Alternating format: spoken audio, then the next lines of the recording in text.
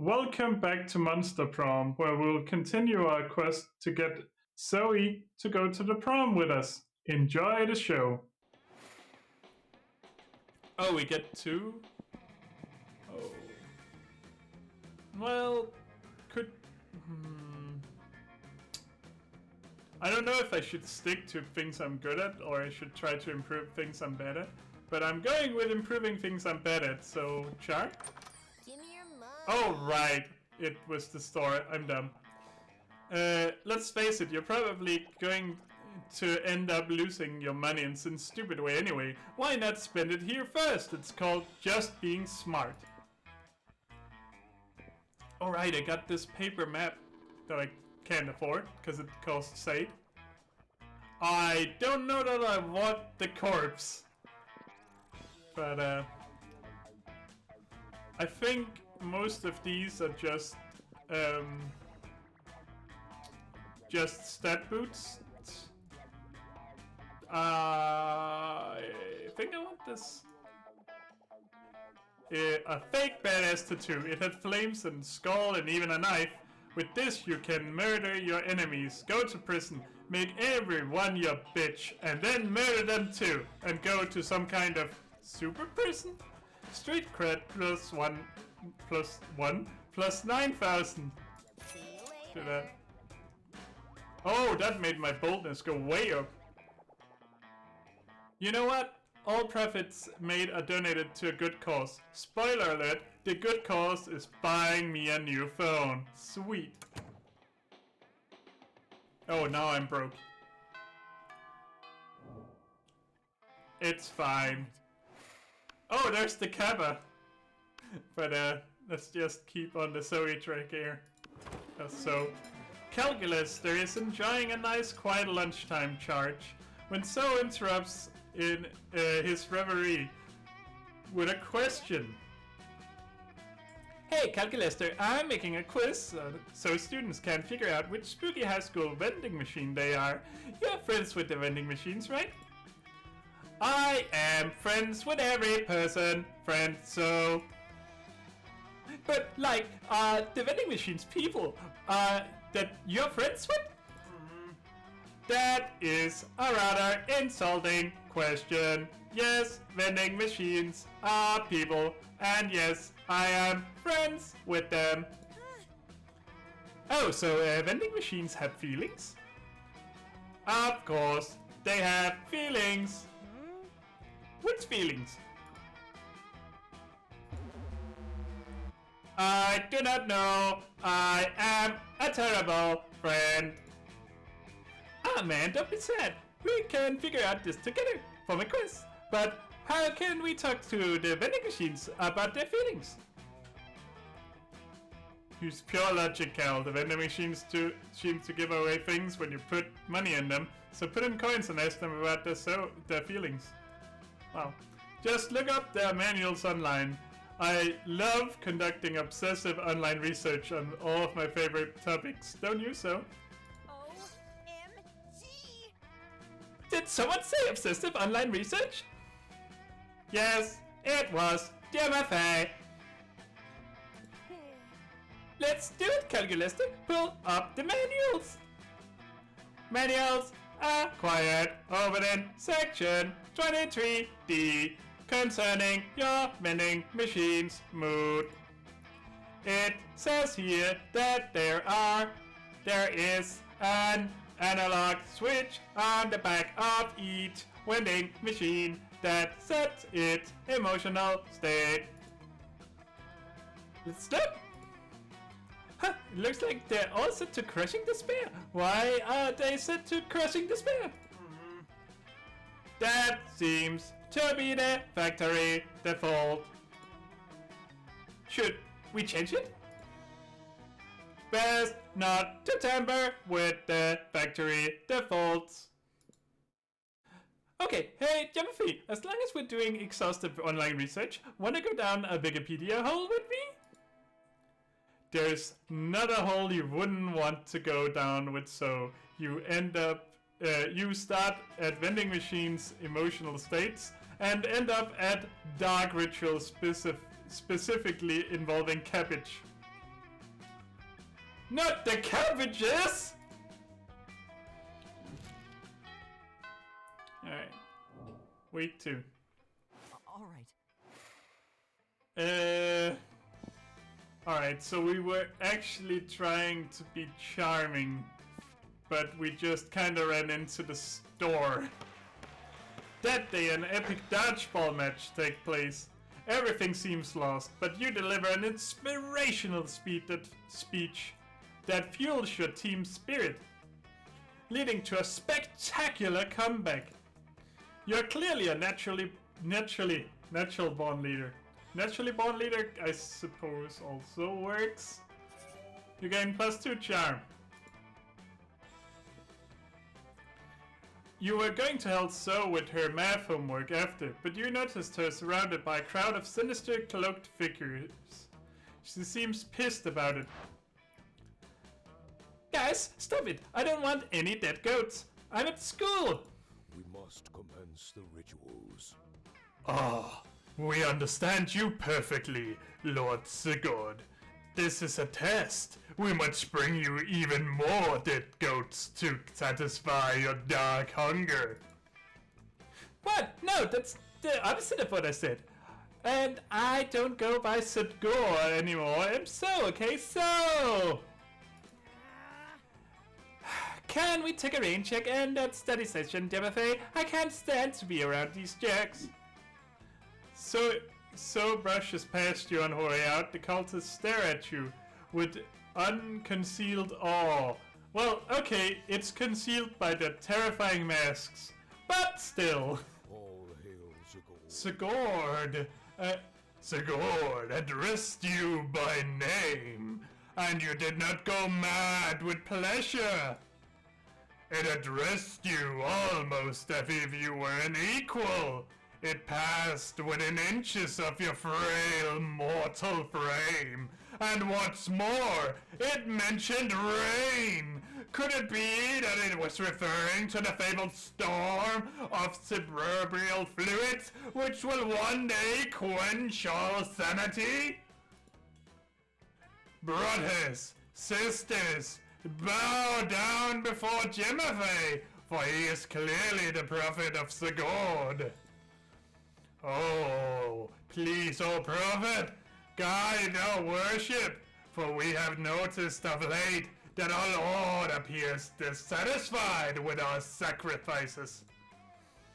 The blood of many goats once pleased Sigurd, and yet now we do not understand what has changed. That's pretty obvious. Perhaps given your special relationship with our incomprehensible master, you could suggest a new sort of sacrifice that would please it. Fuck it. You got nothing better to do. You decide it would be a prophet to be a prophet for the day. You tell them what they should really be sacrificing. It's important to learn from your mistakes, so sacrifice another goat, but right, we're sorry on the side. Sacrifice your own harmful prejudices. Sure. So blasphemous. But our harmful prejudices are precious to us. They're how we remain reliably unpleasant. The better to unplease Sigurd. Maybe that's how it was with Sigurd, you explain, but so is an entirely different set of standards that don't involve being a bigot. Ah, your wisdom truly is sensible and deep. Very well. Bring out the prejudice. One of the cultists steps forward with a steel-branded box stained with blood and scorched by fire. You're not exactly sure what's inside, but it smells pretty racist. Now, bring out the wad of acid we always carry around. Where were they keeping all this stuff? Those ropes must be really roomy. Now, dissolve the prejudice. in acid! Go on, do it! The box dissolves with a sound like 1,000 grandmothers disapproving of your gender identity. We're suddenly unprotected from new and radical idea. The revelations are flooding in. Could it be that we have been jerks? Alas, it is true, and it is true also that our Lord demands from us one further sacrifice. It is the greatest sacrifice of all. We must sacrifice the past. The name of Sigurd is gone, perished along the dark timeline that it gave it birth. Here and now, we rededicate ourselves to a new cult. The cult of soul. Whoa, that worked way better than you expected. Maybe you can dissolve the prejudices of bigots in acid too. Or maybe you can just dissolve the bigots in acids. Anyway, you gain 2 charm and 1 boldness. Well, that's actually most of our stats that are pretty good now. Alright. So I can't go outdoors, which is fun, I guess. Which is really what I'm lacking. But I guess creativity wouldn't be bad. So let's go get creative. That day while rehearsing for class play, you totally forget your lines. It's terrible. But you you don't let that get you down. You start improvising all your lines. It's marvelous. Somehow it blah, blah, blah, and it is marvelous. Somehow it enhances the pathos of the play in unexpected ways. And that's saying something, since half of your improvisations is a rap battle against your inner fears. You gain +2 creativity. Oh, hey, Timothy, I didn't expect to see you here. Don't you love how Spooky High have so many friends and you never know who's going to show up? Here's the plans for today, girls. Ah, it's the coven! Joy, hope, and faith. You know our names? Of course! It's so cool to see you guys. Say the thing. Say the thing. What thing? The thing! The thing! You know, the thing! Say it! Say it! Say the thing!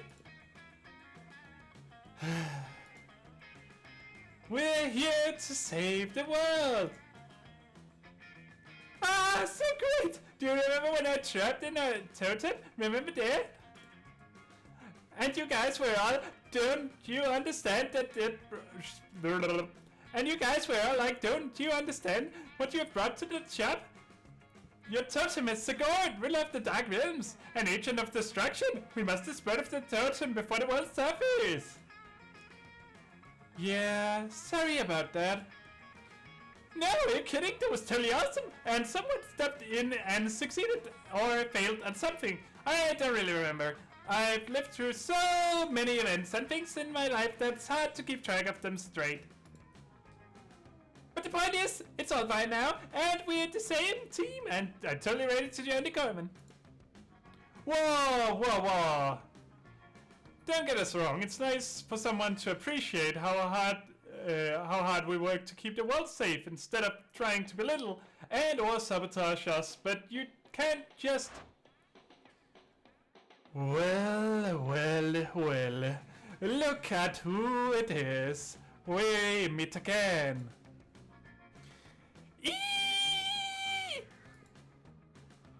Dimitri! Oh my god, my ears are bleeding. Who are you?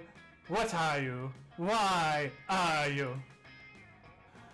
Oh my gosh,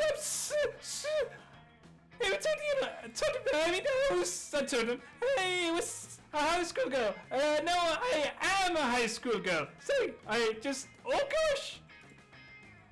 So listen, I know that most people are all about that geometry life. They, where they assume that the reason you often turn into a good side before going bad again is because of your deep forbidden love for Joy. Never! Joy means nothing to me. I feel nothing for her. I feel nothing, ever, at all. A beautiful, manly tear trickles down Dimitri's face as he stares into the distance. Right, yeah, totally. But I've always been rooting for geometry. As in getting you together would help. Not in like geometry from my fanfic where you're forced to work in a brothel. I came here for one reason, and one reason only. To take from the coven their cursed bloodstone. I take no pleasure from seeing their smiling faces, and I take no sorrow in seeing their corpses. Fine! Okay, Coven, how are we gonna defeat him? You're not in the Coven, so... But at that point, everything around Dimitri has caught fire somehow, and the deadly glow lights up his dark but very sexy smile. Time to find a way to get out of this whilst getting so into the Coven. Let's join the Coven by being like the Coven. We must defeat Dimitri in the classic way, yelling cliched but powerful heroic one-liners. We should lick Dimitri's abs because of reasons! Yes! We would never and have never and would never, not a single one of us has ever done so or thought about it. And we would never do it again. Not even to save the world. The Coven eyes Dimitri's sexy, sexy abs. Only to save the world. All 5 of you rush at Dimitri and begin licking his sexy, sexy abs. I love being part of the Coven. You're not part of the Coven. But I'm saving the... So starts coughing and clutching her throat. The Coven follows suit. Dimitri kegels a sexy, sexy kegel. My naps. Wow. My abs are not only dusted with tasteful shimmer, they are also dusted with arsenic as well. No! Dimitri! How could you? I knew that you would not be able to resist my special one. Our history together is strong, too strong. We always find each other again. Wait, Dimitri, which Coven member are you talking to? What? You've just been poisoned. Shouldn't you be begging me for the antidote? Why beg for an antidote when you could beg for spiders? This is absurd. It's just, it looks like you're always looking at the tree, so... Who is the one who spits melon? Tell her nothing! Enough of this. I'm taking the bloodstone and returning once more to my dark master, but I leave behind this antidote. You may stay up many a night wondering why I kept you alive. Perhaps for some worse fate, or perhaps... No, it never can be. You, So, and the Coven take the antidote and survive the arsenic. But the Coven is furious that Dimitri made off with this bloodstone, and So is furious that you made her look bad in front of the Coven. Even more furious than she knows Dimitri has history with one of the coven members, but she doesn't know which one. She lets out an ear-splitting shriek, but not literally, because it doesn't literally split your ears. It literally splits 2 fun and 1 boldness from your body. Wow, I really need fun at this point. All right. Oh, and now Dimitri's here too. Let's go talk to So though. It looks like Scott and So are having marshmallows for lunch. You say that because their cafeteria table is covered in a literal mountain of marshmallows. So slams a marshmallow into her mouth. It's mildly impressive. That's 15 marshmallows! Scott stuffs 6 marshmallows into his mouth at once. This is slightly more impressive. Oh yeah? I'm at like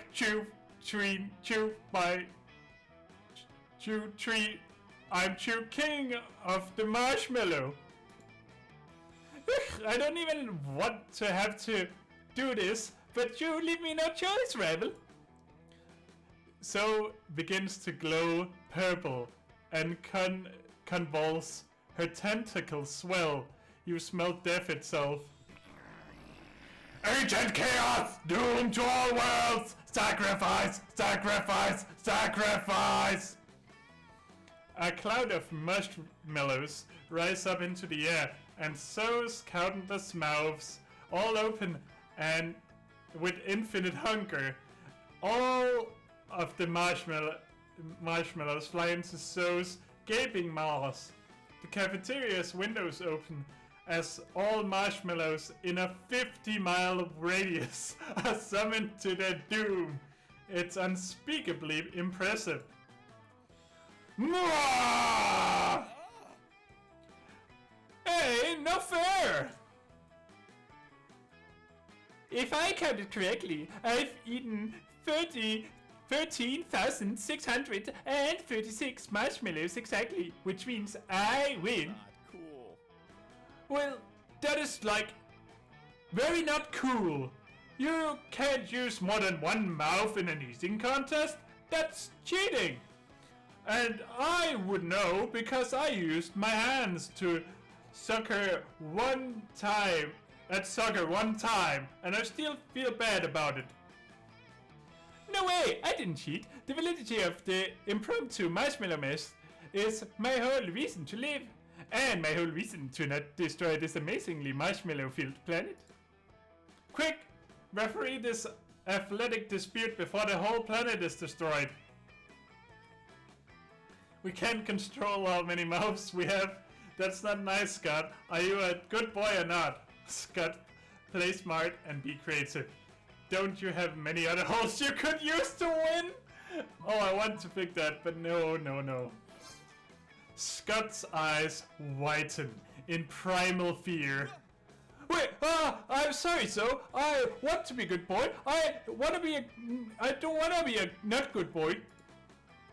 Wait, Scott, who's a good boy again? It's me, Scott! Who's a good boy? Me! Then I guess I am the winner, mouths and all. So, may have won the marshmallow battle, but you'll win the marshmallow prom date demon friendship war. Right, that doesn't actually give stats. All right. Well, I'm on 3 fun, and I think that's fun. Yep, and he's in the bathrooms selling stuff. So let's get some fun.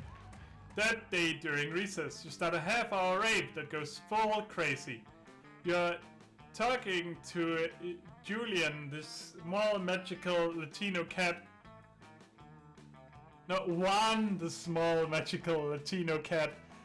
When he tells you that you will never be as fun as Bob, the scary clown. You accept the challenge. You go straight to Bob, stab him several times, opening his bleeding chest, and eat some of his guts in order to consume his fun. Really? Do you think that's how this works? Well, it is. You gain 2 fun from poor Bob. You spot So and say hello. She seems to be in a pretty good mood. Hey, Timothy, sorry about running out on you before. I was just overwhelmed by that cult stuff. Speaking of them, they've actually been a lot better lately. They're still pretty clueless, but at least they haven't given me any more dead animals. I wonder what got into them. Well, better not to mess with success. Anyway, I gotta go study for my ambush finance midterms later. So it is Zoe. Alright, fair enough. As Zoe leaves you, you notice her cultists peeking around a corner. When she's gone, they sheepishly approach you. Welcome. Hey, Timothy! Praise be to you for your unholy wisdom and stuff.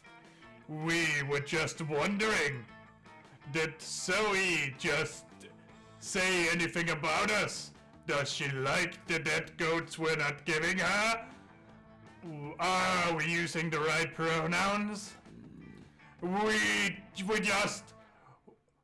all love her so much, and we want to make sure she's happy, or unhappy, or ruthlessly insane, as she can possibly be. I love her most of all.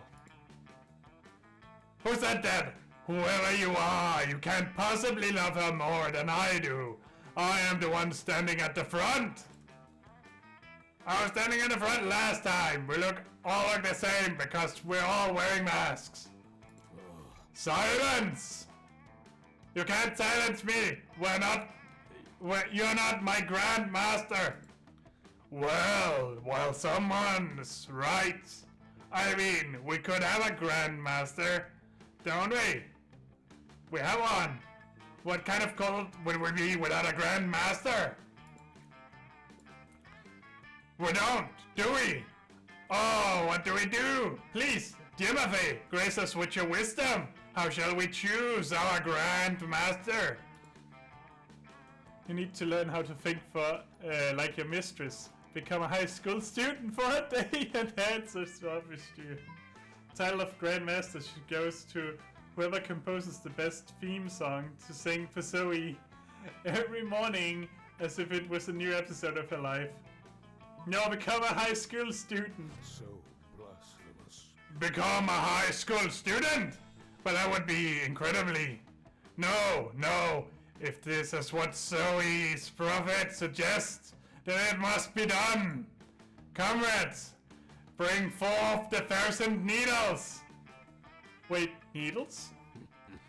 It's Zoe's will that we become one high school student.